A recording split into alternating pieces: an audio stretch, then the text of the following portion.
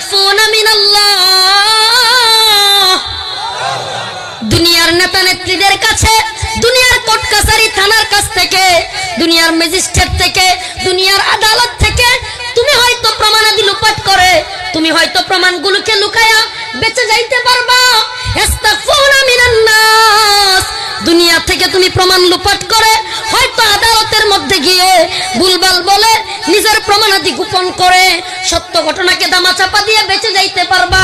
কিন্তু আমার আল্লাহ বলেন ওয়ালা ইস্তাগফুনা মিনাল্লাহ, আল্লাহর কাছে কোনো ধোঁকাবাজি চলবে না। চলবো?